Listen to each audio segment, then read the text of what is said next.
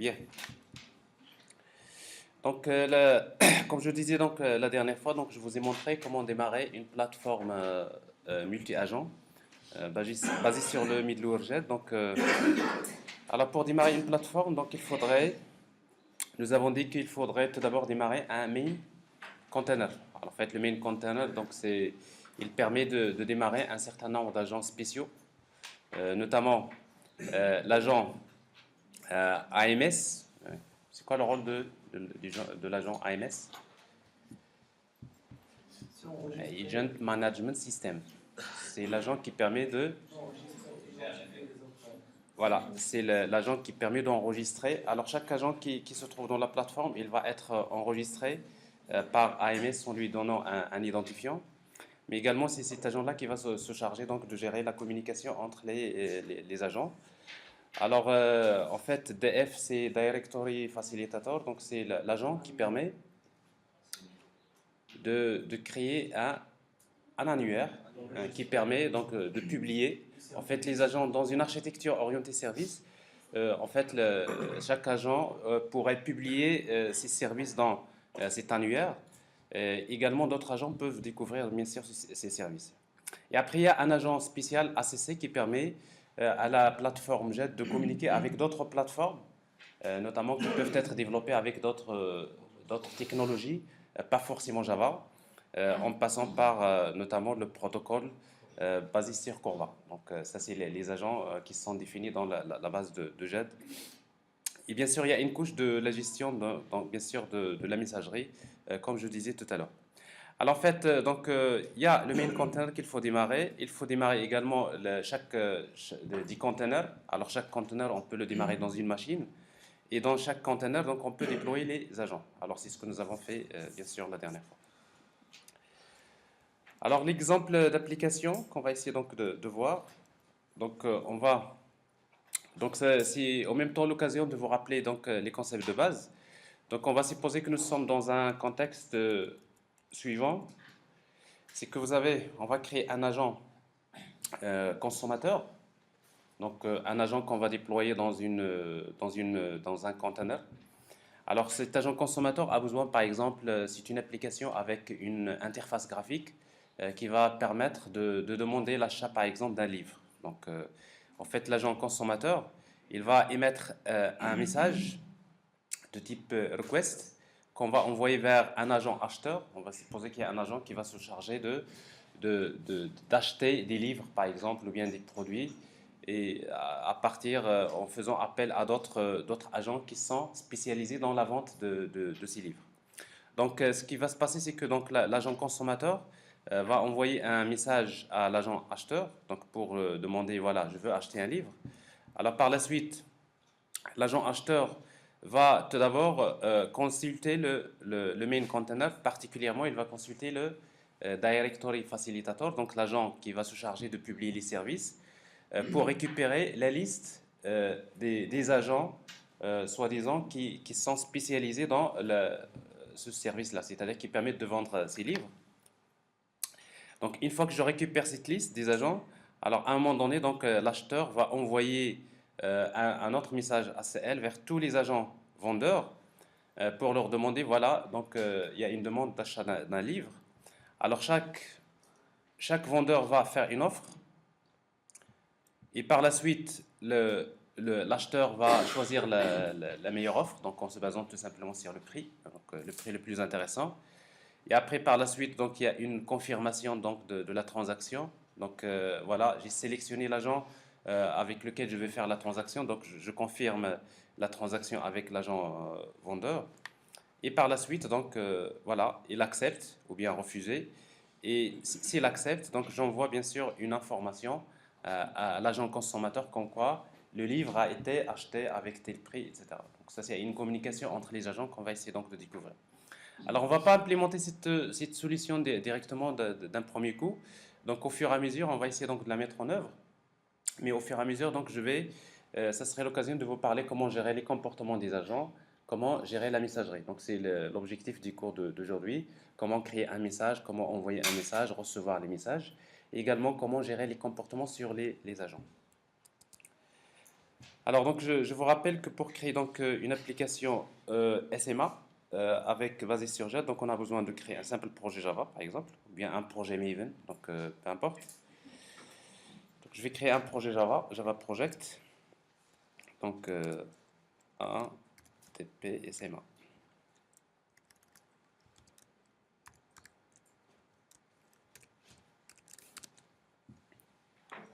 Alors, je suppose que j'utilise Java 8 comme GTK.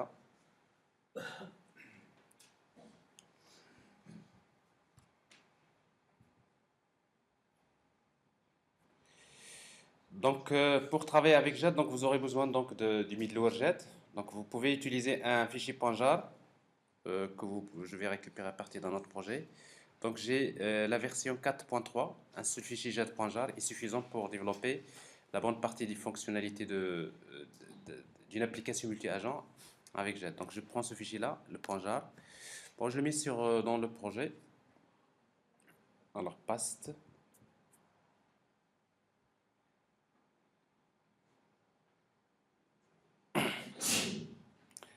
Alors bien sûr, si vous utilisez donc un projet Maven, donc vous déclarez la dépendance dans le fichier .xml. Alors donc j'ai le jar qu'il me faut et après je vais l'ajouter aux classes path. Alors propriété du projet, Java build path, add libraries, add jar et après on va ajouter contexte aux classes path. Bah, c'est suffisant pour commencer à travailler. Alors maintenant, on va créer tout d'abord, donc je vous rappelle, tout d'abord, il faut créer un main container. Alors ça, vous l'avez déjà fait dans le premier TP la dernière fois.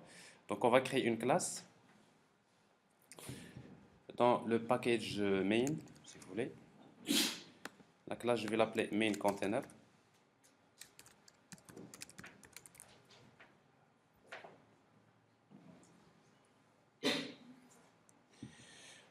Bon, c'est une application Java, simple. Donc j'ai besoin de la méthode main.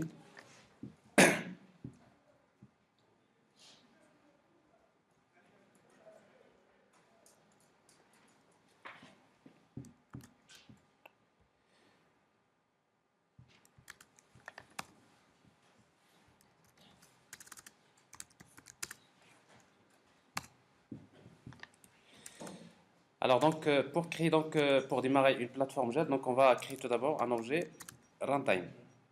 Alors runtime, il faut faire attention parce que vous avez runtime de plusieurs packages, donc on va bien sûr choisir celui de Jet. Alors runtime égale runtime, vous me suivez? Point instance. Donc je crée une instance de runtime de Jet. Alors après donc j'ai besoin donc de créer un objet properties ou bien bon on va créer un objet properties. Alors, properties de java.util si vous voulez. Alors, je vous rappelle.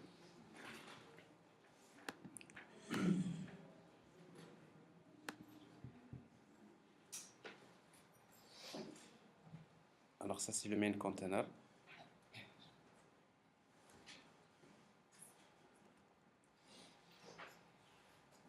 Agent container. Voilà. Donc, rapidement. Donc, je crée l'objet runtime, je crée l'objet properties, new extended properties. Donc, si je veux afficher donc l'interface graphique de JAD, il est utile parce qu'il va vous permettre un petit peu de suivre ce qui se passe dans votre application.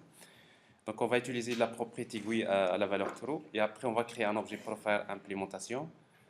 Et après, on va démarrer avec runtime create main container. Donc, on va créer donc un main container et après, on va le démarrer. Donc, c'est pas si compliqué. Alors, donc, vous créez un objet properties, java.util.properties égale new extended properties. Alors, par la suite, donc, on aura besoin de créer un objet de type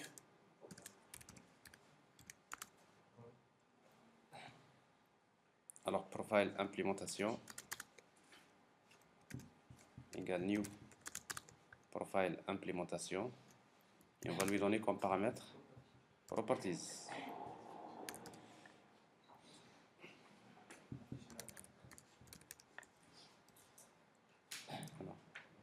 Est-ce qu'on a choisi le bon? Alors, profile, implémentation.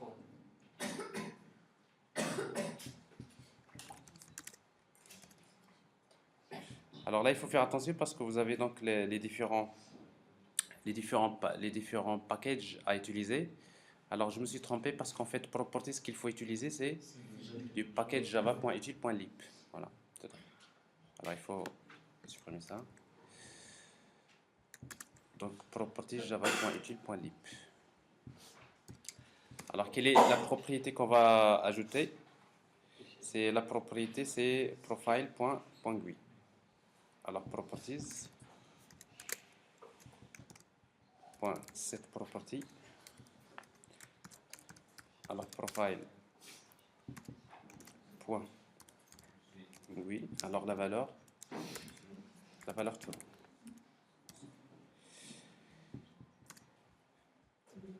Alors, ça, c'est donc les objets de base. Et après, on va créer l'objet agent container. Alors, la même chose, donc agent container du package. Voilà, c'est le package jet.repair. Donc, agent container égale, c'est runtime.create main container. Et après, on va lui donner comme paramètre profile, implémentation. Et après, on démarre. Agent container.start. Et après, vous aurez besoin de faire un try catch. Donc, sur round, et try catch. Donc, ce code-là, il est suffisant pour démarrer donc, un main container de Jet. Donc, on va le démarrer. Run Java application.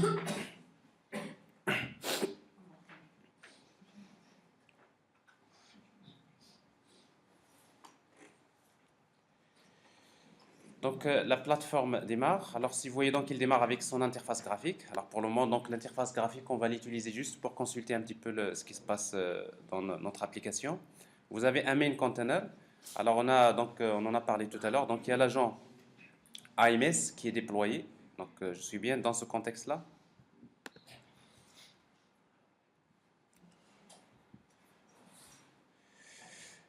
Donc, je viens de démarrer donc, le main container qui a démarré donc l'agent AMS et l'agent def.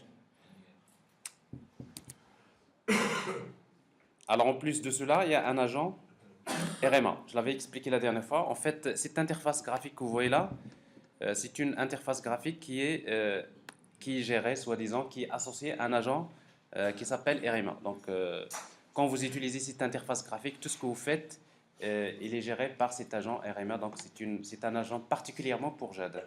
Donc, il ne fait pas partie des spécifications des spécifications des systèmes multi-agents dont j'ai parlé la dernière fois. Alors ça, c'est la première des choses. La deuxième des choses, donc on va créer un container. Alors maintenant, ce que je vais faire, donc je vais créer un container pour l'agent consommateur. Donc je vais créer une autre application.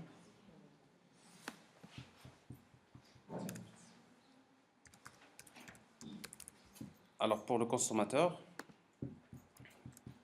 je vais l'appeler consumer agent, plutôt container.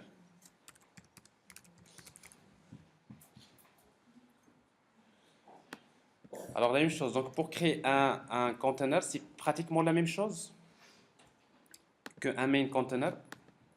Alors la seule différence, voici que donc vous créez directement un objet profile implémentation. Donc vous pouvez mettre la valeur false, donc il n'y a pas de paramétrage particulier à ajouter à profile implémentation. Et après, vous aurez besoin d'utiliser un paramètre main host. Donc on aura besoin pour le container, on a besoin de spécifier où se trouve le main container. En fait, tous les containers devraient se connecter vers le main container pour former la plateforme JAD. Et après la même chose, donc on va utiliser runtime.createAgentContainer. Donc la même chose, donc on va créer l'objet runtime. Alors je crois que j'ai choisi le runtime, voilà. Donc c'est pour Jade. Alors runtime égale runtime point instance. Ensuite, profile implémentation égale new profile implémentation false. Et après, on va créer donc voilà, une propriété profile implémentation point set property, set paramètre. Alors le paramètre profile implémentation point main host, s'il vous plaît. Alors on va supposer que le main host pour nous c'est localhost. Et en principe, ça doit être un paramètre qu'il faut donner à l'application pour spécifier l'adresse IP de la machine où se trouve le main container. Et après, on va créer donc agent container. Toujours de agent container. Donc agent container égale runtime point create container, agent container, profile implémentation. Et après, la même chose, donc agent container point start.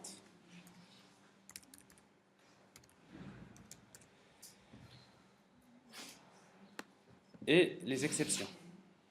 Try catch. Alors sur round with try catch. Alors on exécute donc le conteneur, run Java application. Si on regarde maintenant l'interface graphique, donc on voit bien que nous avons un main container qui est démarré et vous avez un deuxième container. Alors pour le moment, ce conteneur-là ne contient aucun agent. Alors ce qu'on va faire maintenant, c'est qu'on va créer un agent. C'est-à-dire, je suis dans ce contexte-là. Bon, j'ai le main container qui est démarré. J'ai voilà, je vais démarrer donc cet agent-là consommateur. Donc je vais dans le conteneur que je viens de créer, donc je vais créer un agent, je le déploie et au fur et à mesure donc on va parler donc de ce problème d'échange de messages entre les agents. Alors donc pour créer un agent,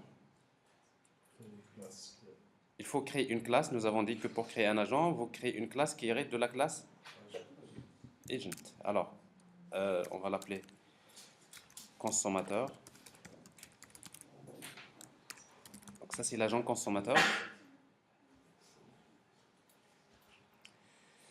Donc, on va hériter de la classe agent. Agent de Jade.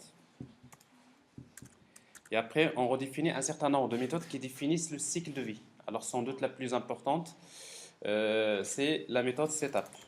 Alors, en fait, setup, c'est la première méthode qui s'exécute une fois que l'agent est déployé. Donc, ça permet donc de paramétrer l'agent, mais en même temps de lui affecter des comportements. Alors pour le moment, tout ce qu'on va faire, c'est qu'on va afficher un message. Alors, démarrage de l'agent consommateur.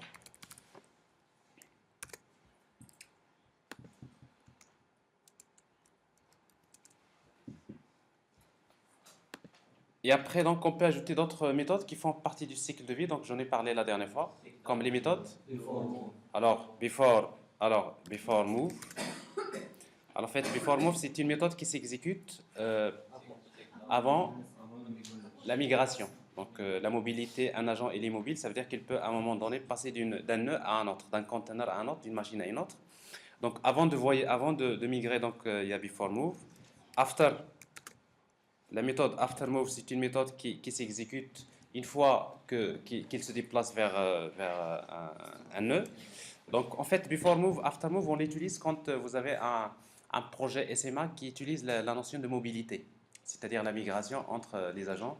C'est un concept qui est très important dans les applications. Vous avez également la méthode takedown, c'est la méthode qui s'exécute avant la destruction de l'agent. Généralement, une fois que l'agent va être détruit, mais avant sa destruction, c'est la méthode takedown qui va s'exécuter. Et en fait, il y a d'autres méthodes que vous pouvez utiliser.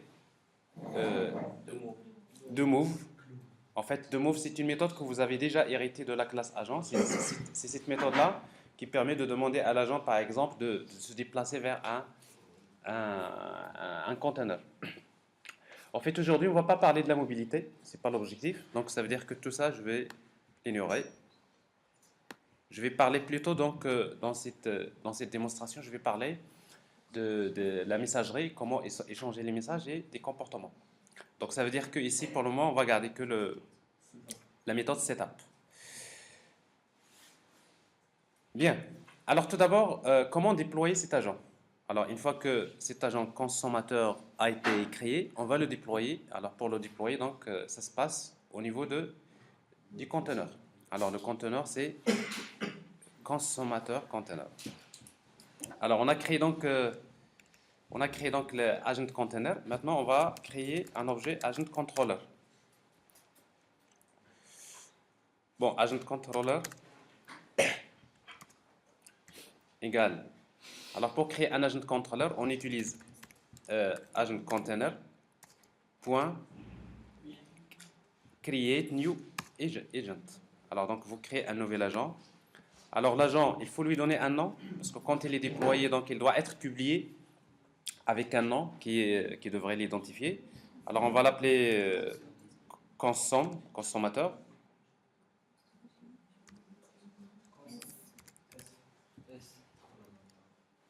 Alors, consommateur.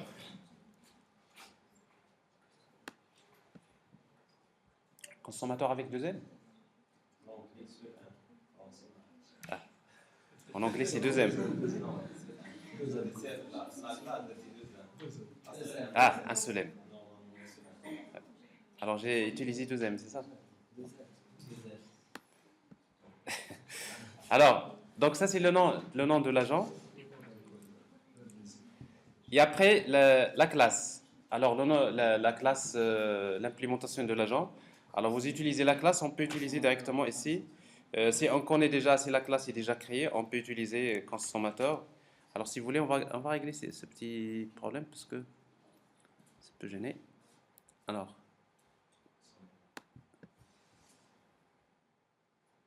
l'agent consommateur. On va pas ramener avec nous une erreur d'orthographe.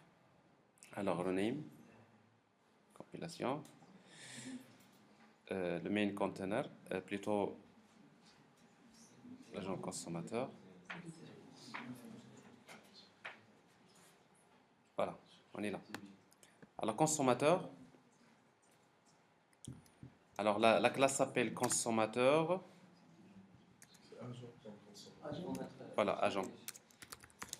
Agent consommateur. Agent.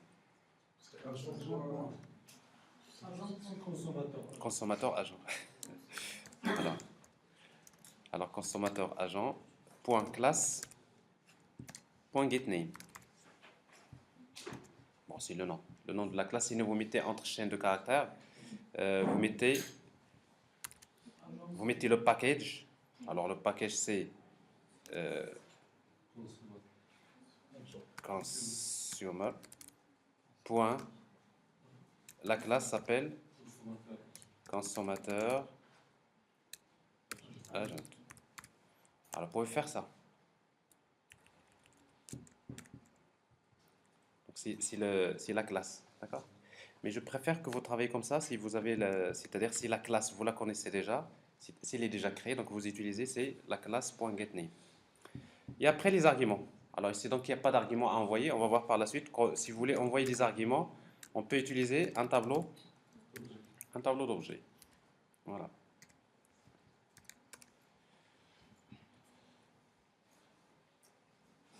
Alors, et après, ici, on va utiliser donc, au lieu de agent container, c'est agent controller.start. Alors, maintenant, si vous voulez, on va redémarrer l'application. Donc, on redémarre, si vous voulez, que le consommateur agent. Donc, je vois déjà le message démarrage de l'agent consommateur. Ça suppose ça signifie qu'il est déployé et que la méthode setup vient d'être exécutée. Ici, on voit donc dans la plateforme, donc je vois un conteneur qui contient un agent consommateur. Alors maintenant, ce que nous allons faire, c'est que nous allons associer nous allons associer une interface graphique à cet agent. Parce qu'en fait, on a besoin pour plus de visibilité, voir un peu ce qui se passe au niveau de l'application. En fait, l'interface graphique qu'on va créer, on va utiliser donc des interfaces graphiques Swing.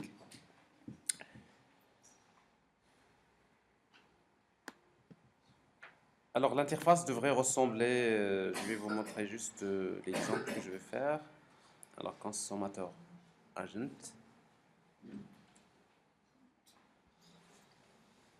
Donc, ce que je voudrais faire, c'est que, une fois que j'exécute l'application, en fait, l'agent, elle est déployé, mais en même temps, il y a une interface qui va s'afficher. C'est-à-dire, on va lui associer une interface graphique. Alors, comment associer une interface graphique à un agent? Il y a un mécanisme particulier qu'on va utiliser. Donc, ce qu'on va faire, c'est que notre agent consommateur, on va demander, en fait, on va permettre à l'utilisateur de saisir le nom de l'acheteur, puisque je vais émettre une requête pour un acheteur, mais en même temps, le livre que je voudrais acheter. Et après, par la suite, donc, je peux envoyer le message et après, j'enclenche le processus de communication qui va suivre par la suite.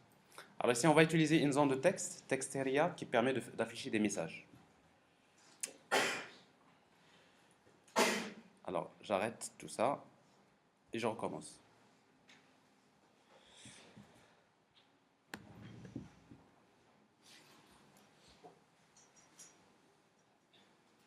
Voilà.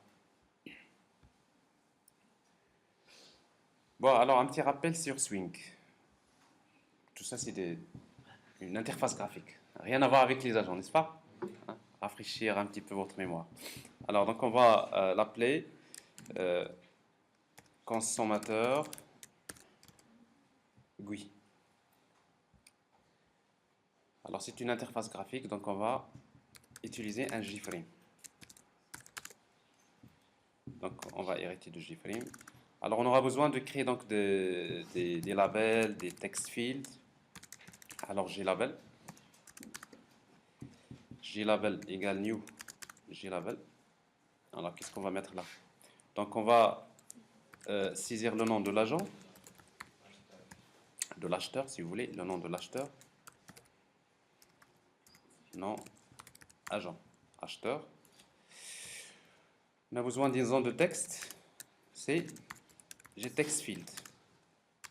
Alors, getTextField, acheteur, si vous voulez, agent. Alors, JLabel, agent, égale new getTextField. Alors, on va donner la taille 12. On va faire la même chose pour créer un autre JLabel. Alors, JLabel pour saisir le livre, égale new JLabel livre. On va créer une zone de texte, getTextField.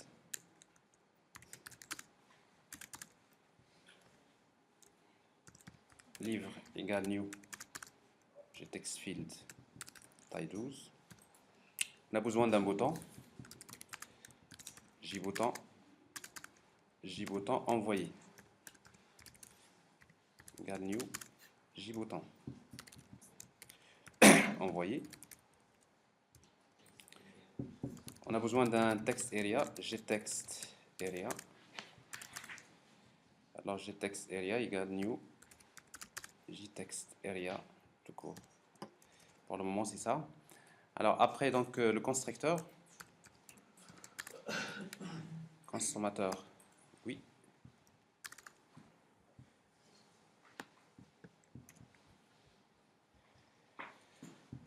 Alors on va définir donc des conteneurs. On va utiliser donc JPanel pour grouper les éléments.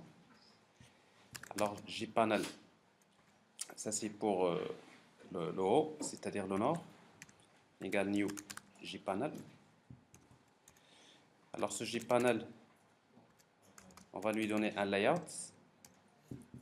On va utiliser flow layout. Flow layout, c'est pour centrer les éléments.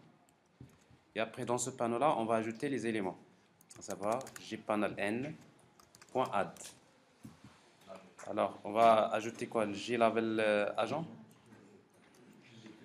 Ensuite, on va faire des copier-coller. Glabel, gtext field. Text field agent. Ensuite, glabel livre. Ensuite, gtext field livre. Ensuite, jbouton. Jbouton envoyé. Enfin, appelé envoyé. Alors ce panneau-là, donc on va l'ajouter en or. Donc tout d'abord, le JFrame, il va utiliser le layout border layout, set layout, new border layout. Alors border layout, ça veut dire qu'on va diviser en 5 zones, le nord, le sud, l'est, l'ouest et le centre. Et après, on va utiliser this.add. On va ajouter le panneau jpaneln. Alors jpaneln, on va l'ajouter au nord. Border layout point north. Alors pour le centre, this.add. Alors on va ajouter donc gtext area, on va le mettre au centre, mais avec une barre de défilement. Alors donc ça veut dire qu'on va utiliser new jscrollpan.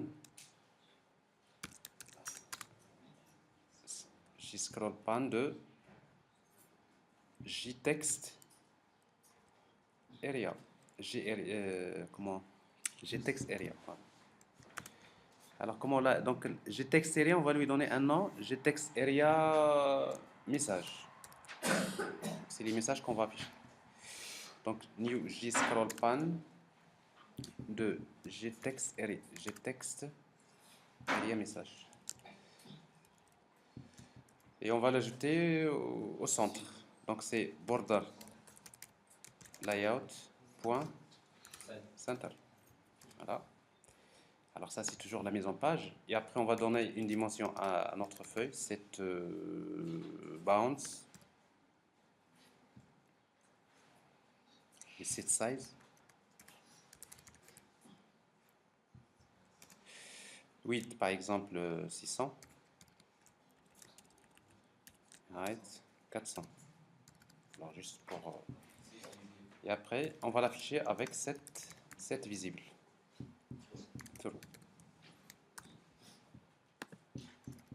Vous n'avez pas oublié ce vieux code, hein? Vous savez que dans Java, il y a une autre manière beaucoup plus... En fait, bien sûr, vous utilisez un outil pour dessiner tout ça. J'ai Windows Builder, par exemple, c'est un plugin que vous installez sur Eclipse, ça vous permet de dessiner les interfaces. Mais il faut juste noter que dans Java, en fait, il y a JavaFX qui a été créé pour créer les interfaces graphiques et juste pour justement oublier un peu Swing. C'est-à-dire, il y a une autre manière de créer les interfaces graphiques dans Java, JavaFX, donc c'est intéressant donc, de voir ce que c'est. Alors, en tout cas, donc j'ai utilisé un peu les interfaces graphiques que vous connaissez, notamment avec Swing. Alors, ça, c'est une petite interface graphique. Alors, on voudrait l'associer à notre agent. Alors, ce qu'on va faire, c'est qu'au niveau de l'agent, de la classe agent, consommateur agent, je ne me sens pas bien ce matin, mais ça va marcher. Alors, ce que je vais faire, c'est que notre agent, on va lui associer une interface graphique. Alors, pour lui associer une interface graphique, on va déclarer tout simplement un objet de type consommateur GUI. Pour nous, c'est l'interface GUI. Alors, quand est-ce qu'on va l'instancier? Au moment de setup, c'est-à-dire GUI égale new consommateur. Alors, vous venez donc d'associer une interface graphique. Mais après, on va voir comment on va assurer l'interaction entre l'interface et l'agent et entre l'agent et l'interface. Alors, on peut déjà vérifier ça. Donc, je vais redémarrer le main container. Je crois que c'est ça. Je démarre le agent container, le bon, consommateur container.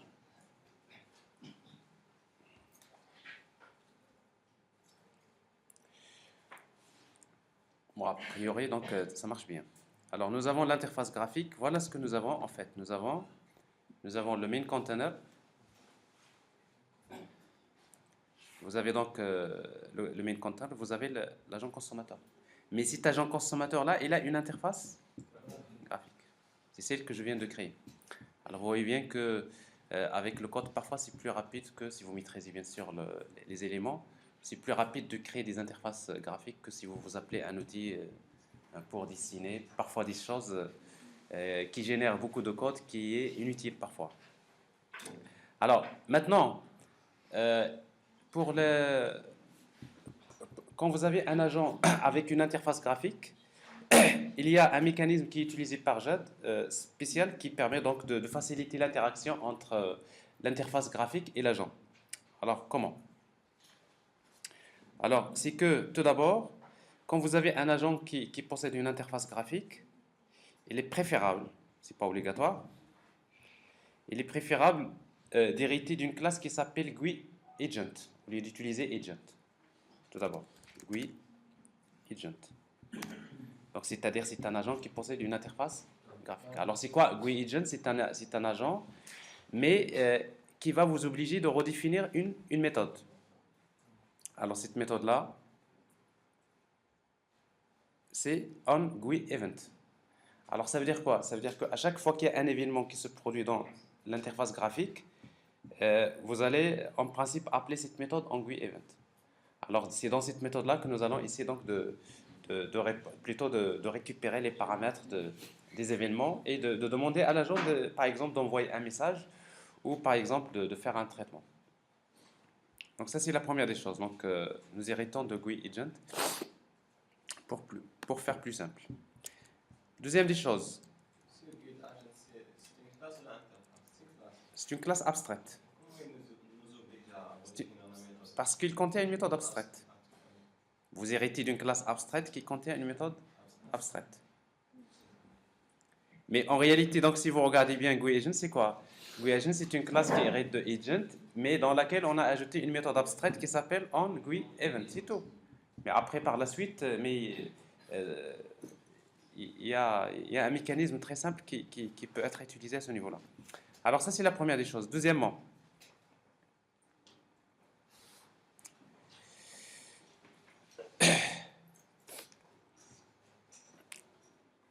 alors je voulais dire quelque chose, mais j'ai oublié. Alors, donc ça, c'est la première. Deuxièmement, alors en fait, l'association entre l'interface graphique et l'agent doit être bidirectionnelle. C'est que l'interface peut appeler l'agent et l'agent peut appeler l'interface. Alors comment on va faire ça? Ça veut dire que dans la classe consommateur-agent, on aura besoin de déclarer une variable de type consommateur-agent.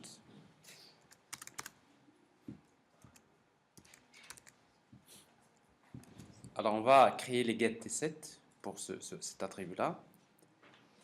Set notamment, getSet, bon, consommateur-agent. Pourquoi? Parce que dans consommateur agent, qu'est-ce que je vais faire? Donc, une fois que je crée l'interface graphique, bon, je vais tout simplement lui associer l'agent. C'est-à-dire GUI.set consommateur. Comment je l'ai appelé la variable déjà? GUI.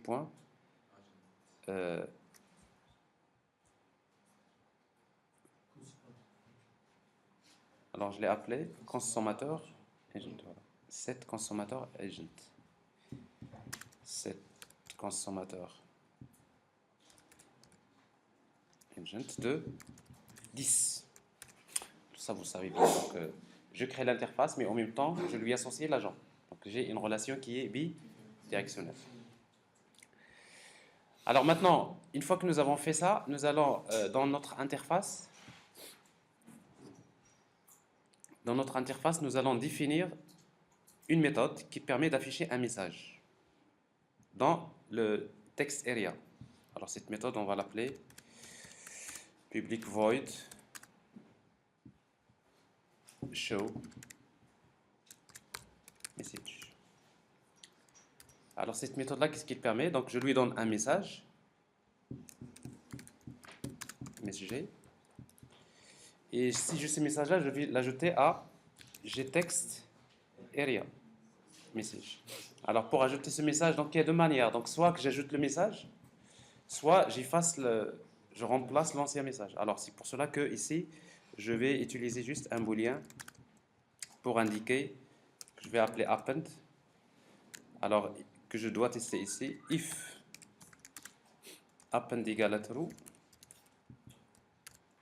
ça veut dire que je dois ajouter le message. Alors pour l'ajouter, qu'est-ce que je vais faire? Donc je vais utiliser getText area message.append.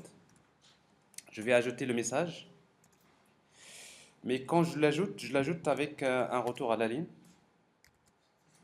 Alors pour faire un retour à la ligne, je vais utiliser anti/n. Sinon, else, c'est-à-dire il ne s'agit pas d'ajouter, donc je vais juste utiliser getText area message.setText de court. C'est quoi le texte? C'est message. Très simple. De toute façon, l'agent, à chaque fois qu'il veut afficher un message dans l'interface, il n'a qu'à appeler la méthode show message. Donc ça va servir pour l'agent. D'accord. Alors maintenant, une fois que nous avons fait ça, donc je vais notre agent. Donc si on redémarre l'application, bien sûr, consommateur container. Alors nous avons quelque chose de, pour le moment, de très simple. On n'a pas fait grand-chose. Nous avons une interface graphique qui est créée. Alors maintenant, ce que je vais faire, que l'agent qu'on vient de créer, on va lui associer un comportement. Alors pour parler des comportements,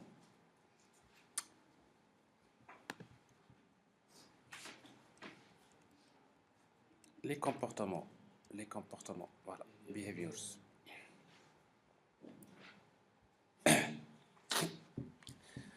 Alors c'est ce qui va faire la différence entre la programmation classique orientée service, orientée composant, avec la programmation orientée agent.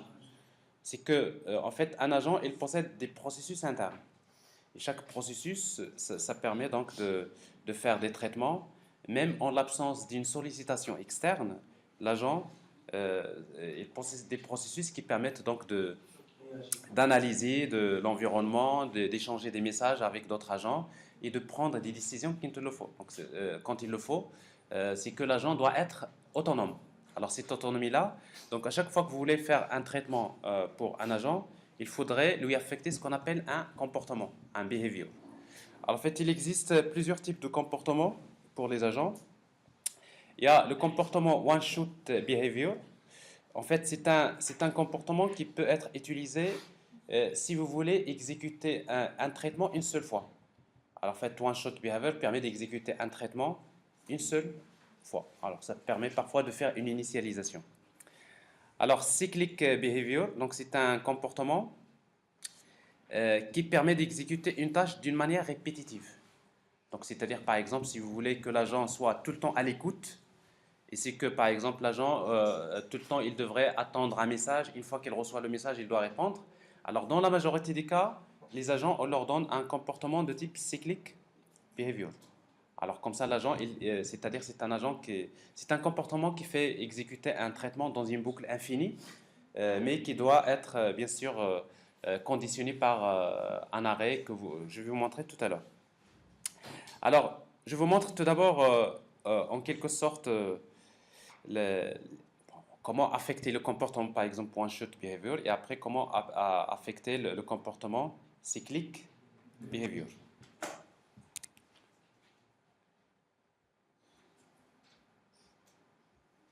Alors, comment affecter un comportement à un agent consommateur? Alors, dans la méthode setup, vous utilisez la méthode add behavior.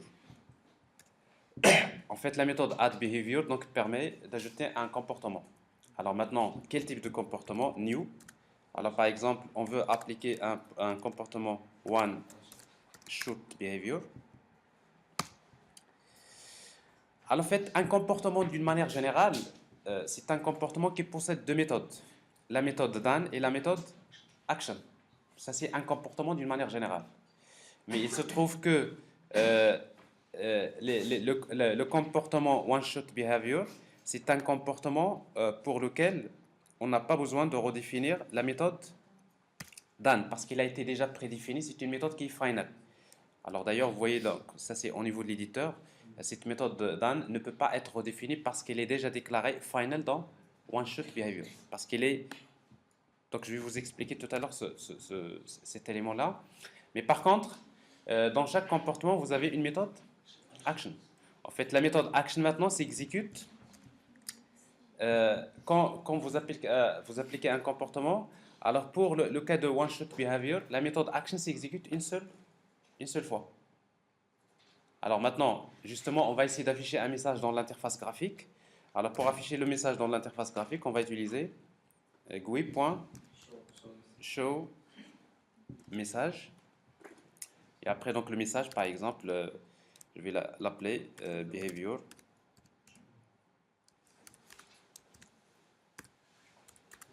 One shoot.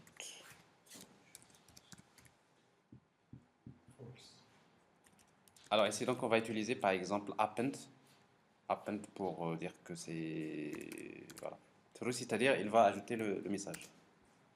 Alors on réexécute l'application.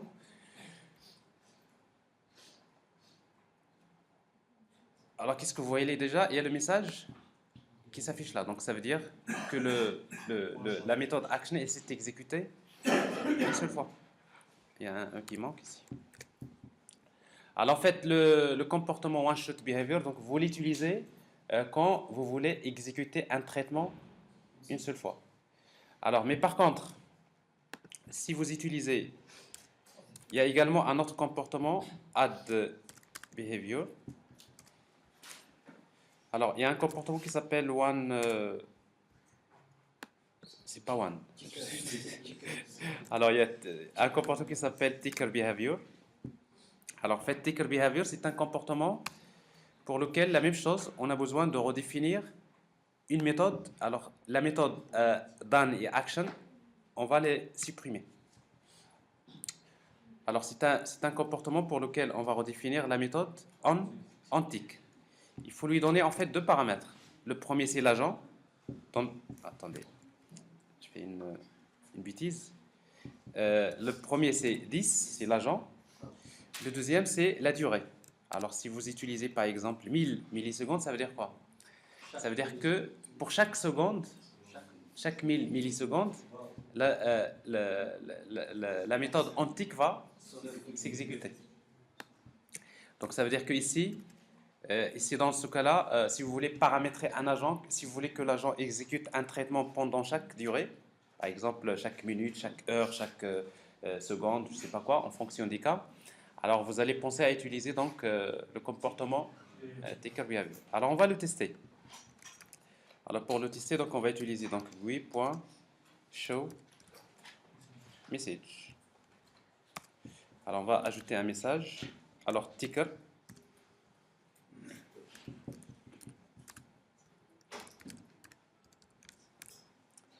Alors je vais ajouter un compteur ici pour ce comportement. Et après ici donc je vais afficher tout simplement là le compteur. Je vais l'incrémenter. Pour chaque onTick, j'incrémente le compteur et après je l'affiche. Et la même chose ici, j'ai. Alors ça veut dire qu'en chaque tick, je vais afficher un message dans l'interface. Je réexécute donc le conteneur, je recharge le conteneur. Alors vous allez remarquer ici, c'est un peu différent, n'est-ce pas? Parce que je viens d'affecter un comportement one tick. Donc vous voyez, chaque seconde, j'ai un message qui s'ajoute. Alors ici, donc, ça c'est le comportement one tick. Comment? Il ne s'arrête jamais. Donc ça veut dire que dans votre comportement, vous allez conditionner. C'est-à-dire, si vous voulez l'arrêter à un moment donné, donc vous allez faire un test en fonction du cas. Alors on va juste, on va agrandir la taille de. Alors j'arrête l'application. On va définir la taille des caractères dans l'interface graphique. Alors, getText area message point set font new font Arial style font point bold size 14.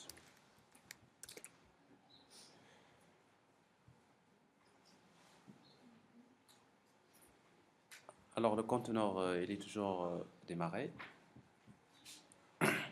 Voilà, c'est tout plus visible, n'est-ce pas? Alors pour ne pas modifier, on ne devrait pas modifier le contenu de cette zone de texte parce que sinon c'est pas bien, n'est-ce pas? Alors qu'est-ce qu'on va faire pour ne pas modifier? On va utiliser getText area message point set editable de false. C'est-à-dire la zone de texte ne doit pas être éditable, ne peut pas être modifiée. Voilà, on est tranquille maintenant. Donc il est fait juste pour afficher des messages que je vais vous expliquer bien sûr par la suite. Alors j'arrête. Alors donc je vous ai montré donc le comportement. On a affecté deux comportements. Le premier c'est one shot behavior. Le deuxième ticker behavior, donc qui exécute donc une méthode, en fait la méthode en tick pour chaque durée. Et après il y a le comportement qui va être souvent utilisé, c'est le comportement cyclic behavior. Add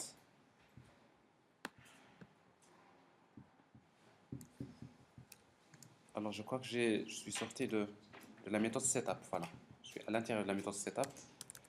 Add behavior new cyclic behavior. Cyclic behavior. Alors le comportement cyclic behavior, la même chose, on n'a pas besoin de redéfinir la méthode de done. Vous redéfinissez la méthode action. Alors en fait dans la méthode action, on va afficher un message. La même chose, on va créer un compteur ici.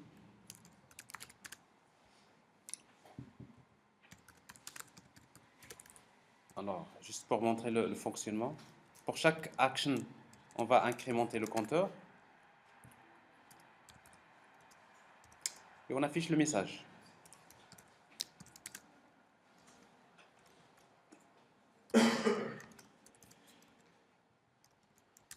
Show message. Alors, le message, donc ça c'est cyclic behavior. Et en même temps, je vais afficher le compteur.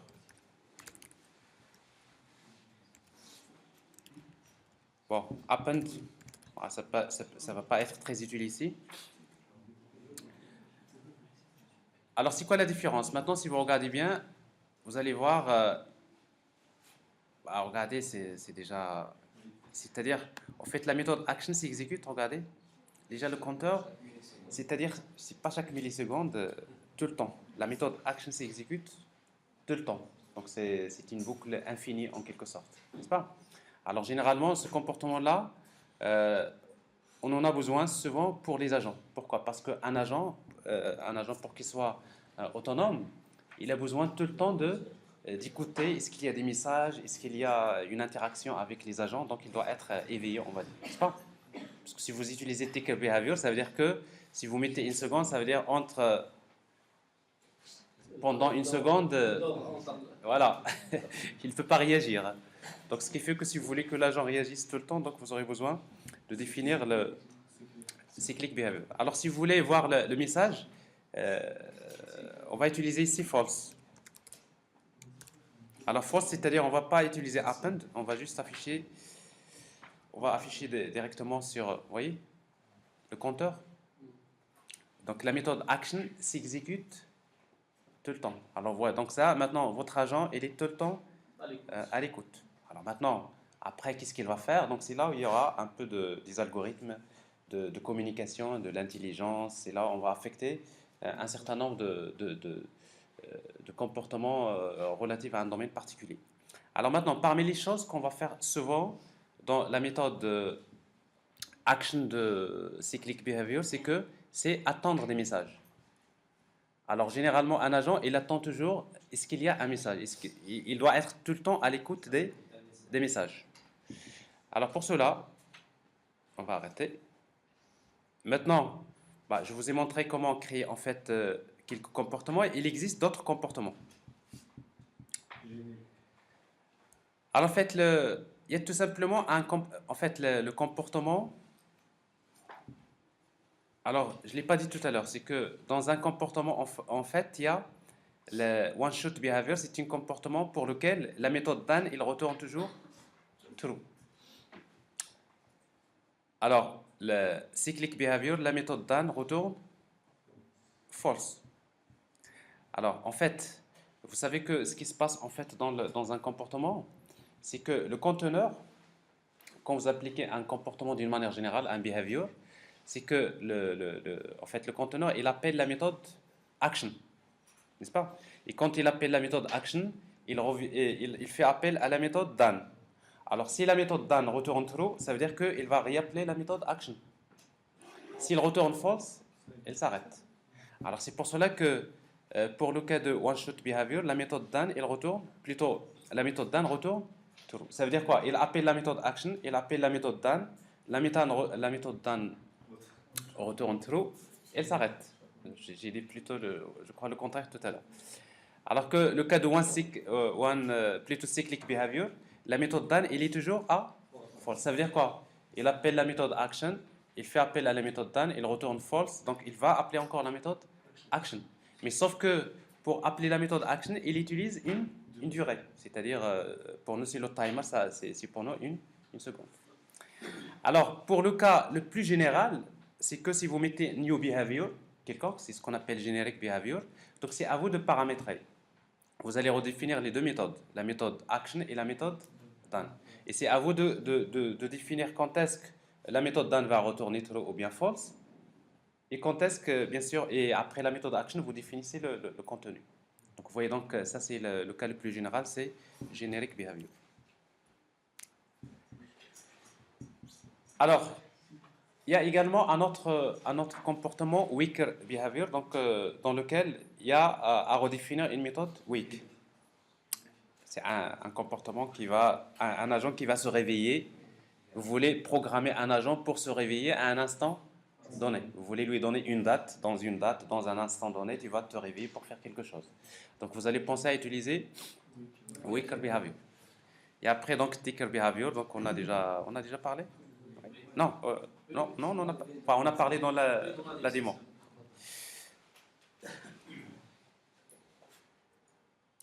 Alors en fait, donc je viens de me tromper dans l'explication. Cyclic behavior.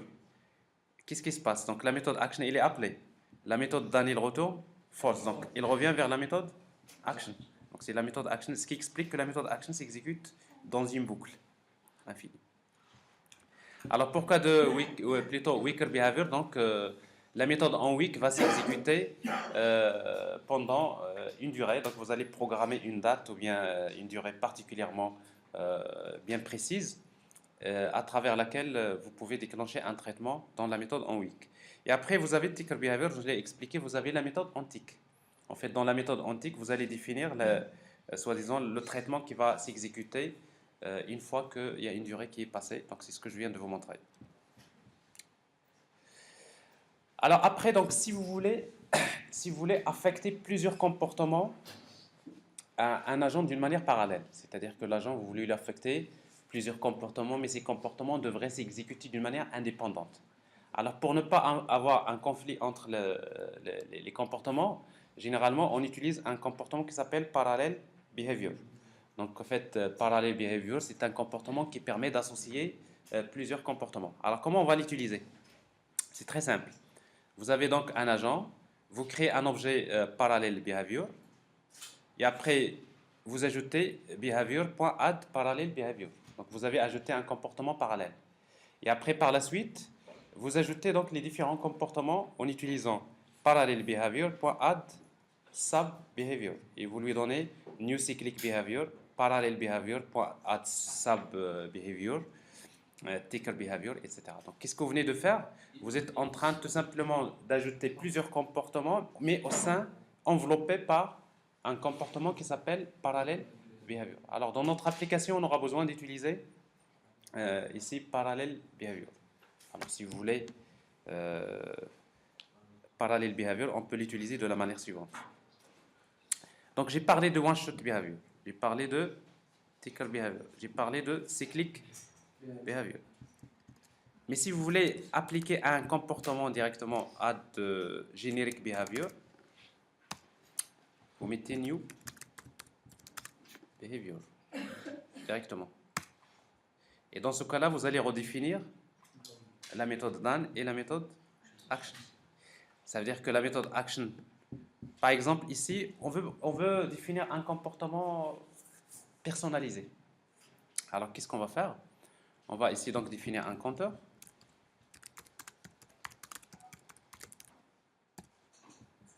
Une fois que la méthode s'exécute, action, j'incrémente le compteur. Et après, j'affiche un message.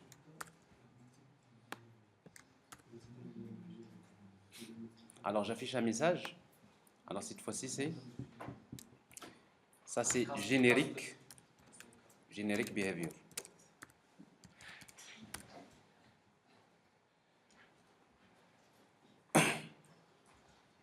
Alors, générique behavior, donc je vais utiliser donc true.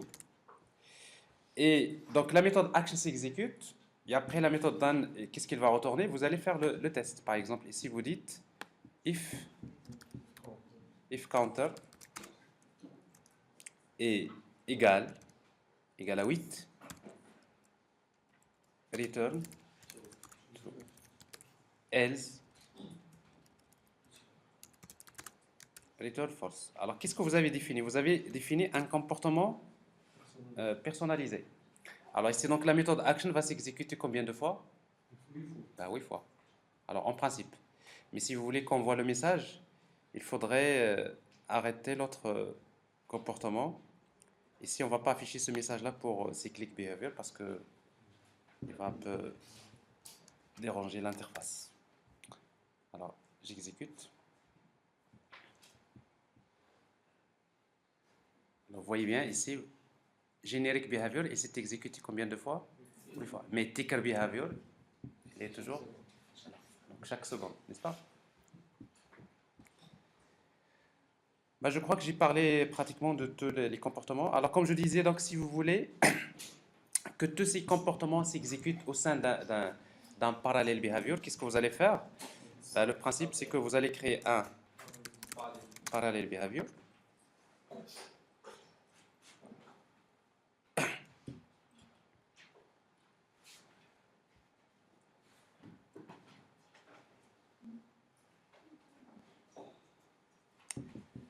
Alors, parallèle behavior, s'il te plaît.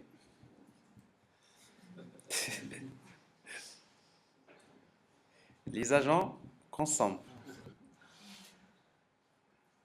Alors, qu'est-ce que je viens de faire? Contrôle, voilà, parallèle behavior. Parallèle behavior. Alors, je vais arrêter l'application, parce que là, a priori, le fait d'afficher chaque seconde dans notre interface le message affiché, ça peut déranger à un moment donné.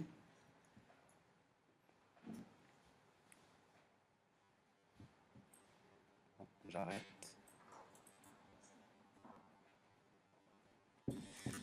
Alors, parallèle behavior égale new parallèle behavior.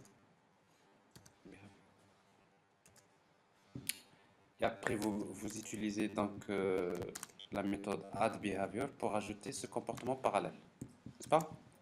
Et après, les autres comportements, vous les ajoutez dans... Donc, vous utilisez donc parallèle behavior.add sub behavior. Alors, quel est le comportement que vous allez ajouter? Vous mettez par exemple... Alors, je prends ça, CTRL-C. Alors ici, au lieu de add behavior tout court, je vais utiliser parallèle behavior.add sub behavior. Donc ce comportement should behavior, je l'ai enveloppé dans parallèle. Je fais la même chose ici. Je fais la même chose ici. Même chose là. Alors qu'est-ce que je viens de faire? Ben, tout simplement, je viens de créer un agent pour lequel j'ai affecté plusieurs comportements. Chaque comportement, c'est un processus, c'est un thread qui s'exécute, mais après, ils sont gérés d'une manière parallèle. Ça peut être très utile, notamment pour éviter parfois des conflits entre les comportements. Alors j'arrête, j'exécute l'application. En principe, ça devrait... Bien sûr, ça ne va pas marcher parce il faudrait redémarrer le main container.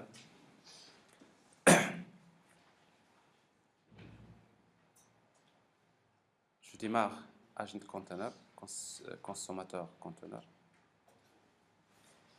Bon, ça marche. Donc l'essentiel, c'est que vous avez des comportements qui s'exécutent, mais cette fois-ci, vous avez l'agent, il travaille sur plusieurs, plutôt en parallèle sur plusieurs tâches. Souvent, c'est le cas. C'est bon, vous avez compris la notion des comportements? C'est pas si compliqué. Donc maintenant, dans notre cas, on va garder un seul comportement pour le moment. Je vais supprimer tout ça.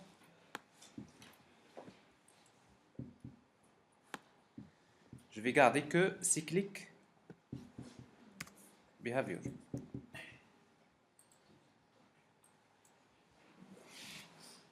Add behavior. Voilà. Alors, add behavior.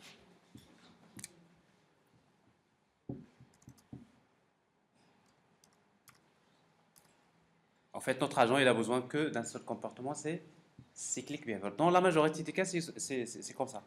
C'est que cyclic behavior, vous avez donc un comportement qui s'exécute tout le temps. Et si je réexécute l'application, je vais avoir, comme je disais, voilà, j'ai quelque chose, n'est-ce pas? Alors maintenant, on va passer donc à la notion de messagerie. Comment utiliser les messages? Comment échanger les messages entre les agents? Voilà, voilà. Ça se fait. Voilà.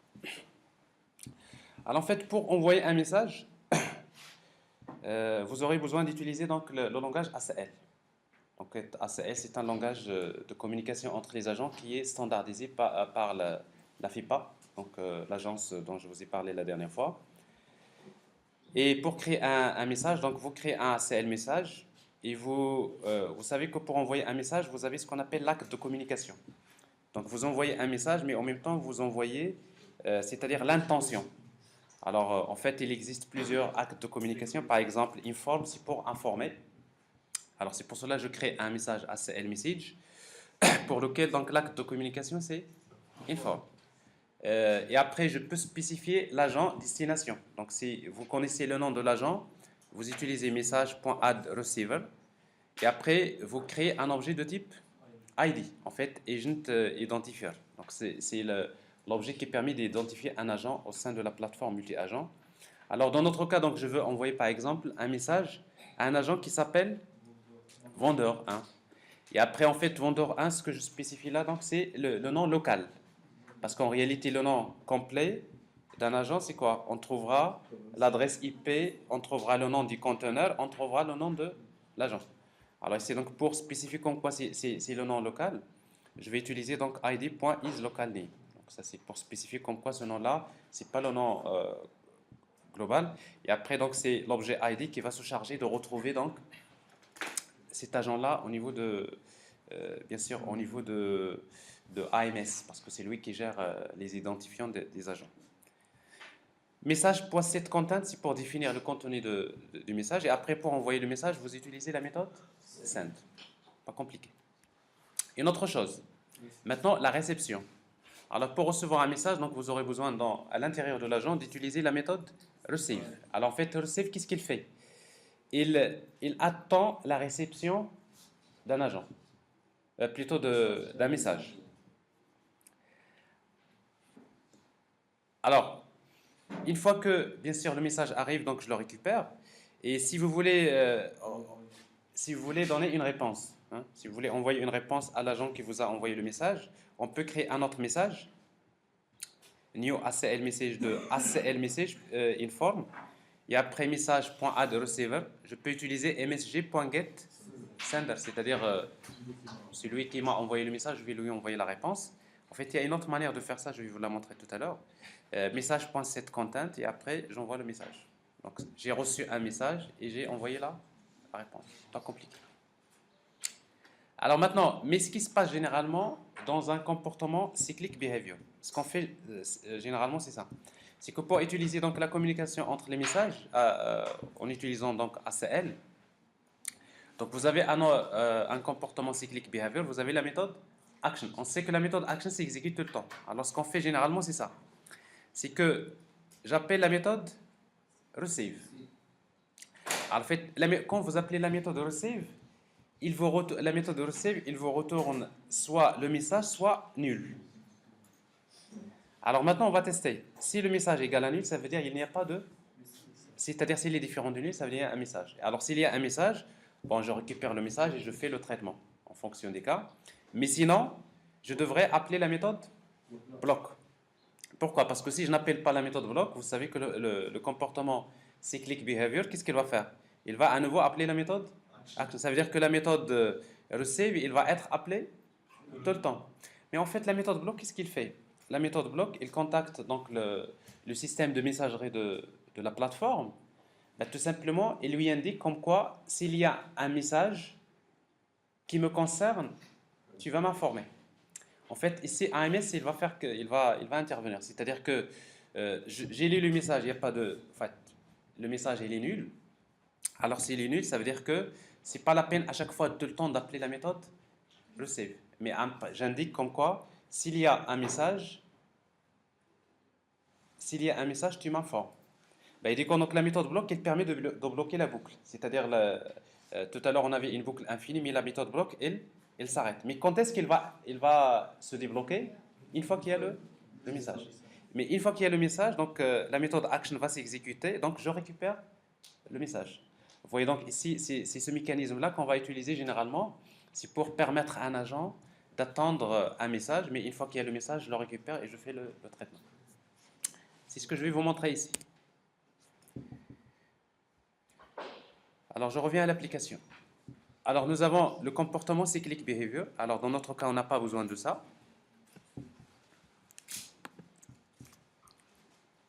On n'a plus besoin du compteur, si vous voulez. On peut définir un compteur. Alors, ici, donc, dans notre cas, qu'est-ce qu'on va faire? On va quand même afficher un message. Je le laisse. Le message, je l'affiche, c'est pas un problème. Alors, donc, je vais lire un message. Supposons que j'attends un message. ACL message égale la méthode receive. Et après, qu'est-ce qu'on va faire? If ACL message est différent de nul. Je vais traiter le message. Else, j'appelle block. Alors, dans ce cas-là, si je reçois le message, je vais commencer à afficher les informations sur le message au niveau de notre interface. Donc, je vais utiliser GUI.show message. Alors, quel est le message que je vais afficher? Par exemple, je vais afficher tout d'abord l'agent qui a envoyé le message. Sender. Alors, en fait, ACL message point get sender. Alors, vous voyez donc sender, c'est un objet de type ID. Plus, oui. Sender plus. C'est une chaîne de caractères. Ici, donc, vous utilisez... oui. Tout à fait. GUI.showMessage. Je vais également afficher donc l'acte de communication. Donc, l'acte de communication de ce message. C'est ACL message. c'est plus.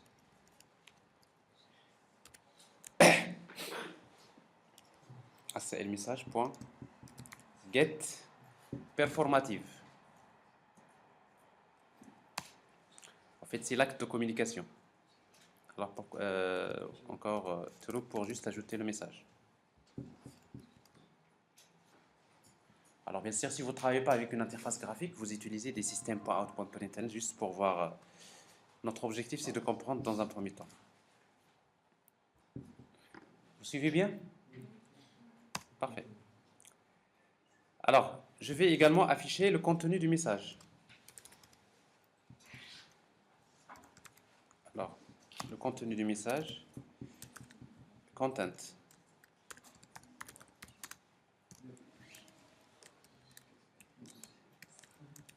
Alors, la même chose, donc ACL message, point, get content. Virgule. Je vais également afficher, il y a plein d'informations, je vais afficher la langue.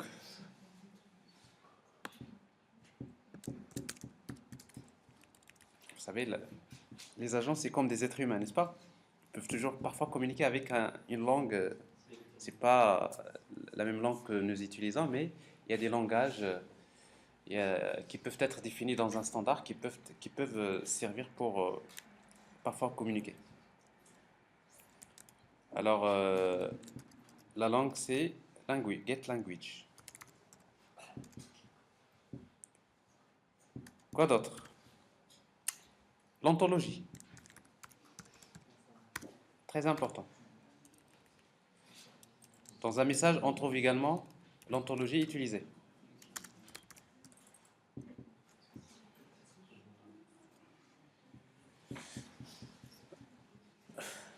Bon, ça suffit. Alors, on peut trouver dans le message encore d'autres informations. Alors, on va exécuter donc le... Est-ce que dans le message, on peut trouver aussi ce qu'il est dans le même conteneur ou bien dans un conteneur?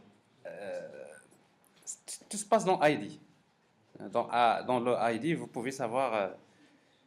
à partir de l'ID, vous pouvez savoir donc, le conteneur de l'agent. Idico, donc vous pouvez savoir est-ce que vous êtes dans le même conteneur ou pas. Ça peut... Alors, je vais réexécuter donc notre conteneur. Alors, qu'est-ce que vous remarquez? Vous remarquez déjà que cyclic behavior, c'est exécuté. Mais il y a la méthode block. Mais qu'est-ce qu'il attend l'agent maintenant? Il attend la réception d'un message. Alors maintenant, il faudrait lui envoyer un message. Alors maintenant, avant de créer une application qui permet d'envoyer le message, on peut utiliser justement cette interface. Elle est très utile pour tester vos agents. Alors comment on va faire? On va utiliser donc l'interface de JED. Nous avons notre plateforme. Mais il est bien là. Nous avons main container, nous avons le container. Alors, pour envoyer un message ACL à partir de cette interface graphique, donc le consommateur, je voudrais lui envoyer un message. Alors, send message. Et vous avez une interface pour rédiger le message. Alors tout d'abord, le message, le contenu. Hello. J'ai besoin d'un café. Je suis enrhumé ce matin. Je me sens pas très bien. Bon, tout ça, on peut l'écrire. Alors, l'acte de communication. Donc ici, donc, vous voyez donc les actes. Donc je vais utiliser par exemple inform, request et tout ça. Le langage, alors on ne va pas utiliser le français, l'arabe, l'anglais, parce qu'il existe des langages qui peuvent être définis, notamment pour la communication entre les agents. Alors FR. L'ontologie, alors je suppose qu'il s'agit donc, en fait l'ontologie ça définit donc le contexte, le sens de la communication.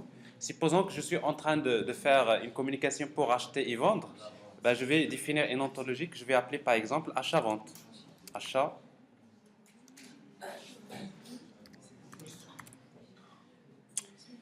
En fait, l'ontologie elle est très importante parce qu'elle définit le contexte. Rien que dans le message je vois achat-vente, dans mon cerveau, je sais qu'il s'agit bien de soit, c'est-à-dire il s'agit d'exécuter une action qui est relative à ce contexte. Après, il y a d'autres paramètres, il y a d'autres paramètres qu'on peut envoyer. On va voir qu'on peut envoyer dans le message également de ce qu'on appelle user properties, c'est-à-dire des propriétés utilisateurs. Mais en tout cas, pour voir ça, on va envoyer le message. Alors, je vois ici donc quelque chose qui s'est exécuté. Ça marchait en fait, mais ce que nous avons... On n'avait pas affiché ça, pourquoi? On a utilisé true, ça veut dire... attendez, ici on a utilisé false. Ah, ça veut dire il a affiché, mais je crois qu'il a effacé le... Il a effacé ce qu'on avait affiché. Alors, je reprends.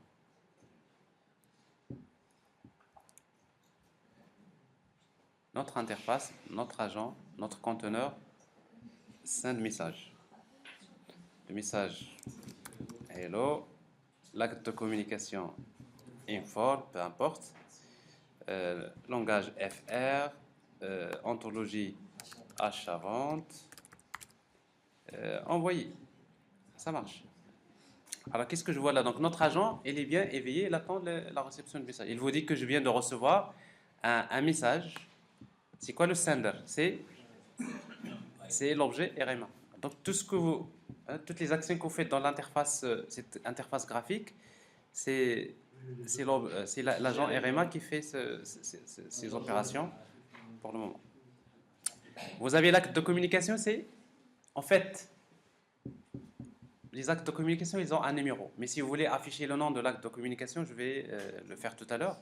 Content hello, le langage FR, l'ontologie achat-vente, voilà. Donc déjà, il a rebouclé, ça veut dire il attend à nouveau la réception d'un message. Bah, je lui envoie un autre message. À chaque fois que de toute façon je lui envoie un message, par exemple propose quelconque test envoyé, ben, il le reçoit.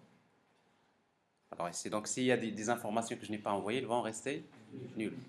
Alors ici, pour afficher l'acte de communication, en fait, performative, il affiche, il retourne un entier qui est le numéro de l'acte de communication.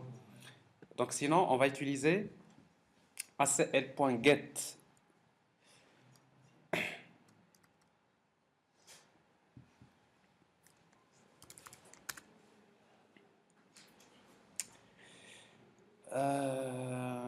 Je ne me rappelle pas. Je crois que ça doit être la classe ACL message. Point. Voilà. Get performative. Voilà. Get performative, il retourne un string. Et après, vous lui donnez le numéro. Donc, vous donnez le numéro, il vous donne l'acte de communication. Et c'est quoi le numéro? Ça va être, maintenant c'est ACL message. Point get performative. C'est-à-dire, je ne veux pas le numéro de l'acte de communication, mais je veux le nom de l'acte de communication.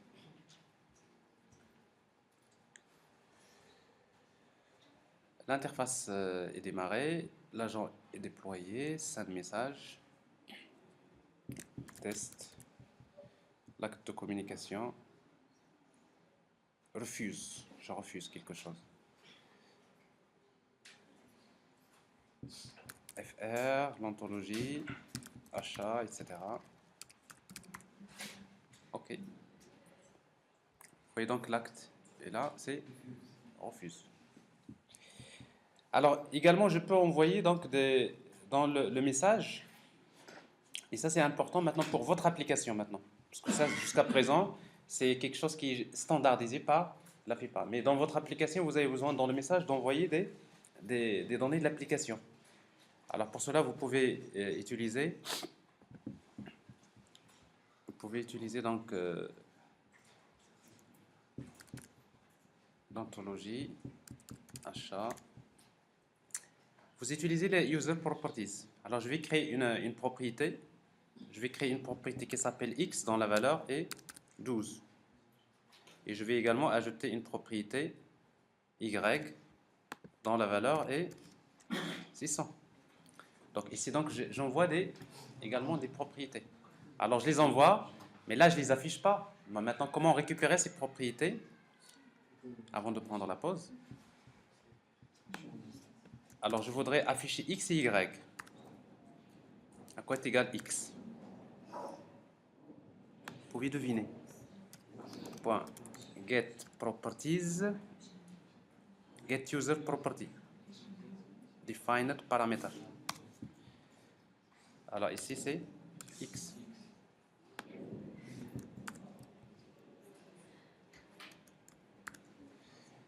Y.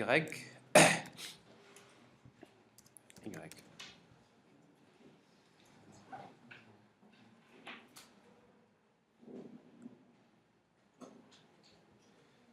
Alors, c'est un message. L'acte de communication. Bon, ce qui m'intéresse ici, c'est les propriétés. Ajouter x valeur. Ajouter y valeur. Ça marche. X égale 60, y égale 100. Alors, c'est très efficace, donc, la communication avec le langage ACL. Alors, pour le moment, on communique. Notre agent, il sait déjà pas mal, il sait qu'il est là, il attend à n'importe quel moment donné la réception d'un message. Quand il le reçoit, il peut l'analyser, mais après, par la suite, on va voir quelle est l'action qu'il devrait exécuter en fonction bien sûr, du message reçu. Alors, on va prendre la pause en espérant que je serai mieux, parce que là, presque, je n'entends pas ce que je dis.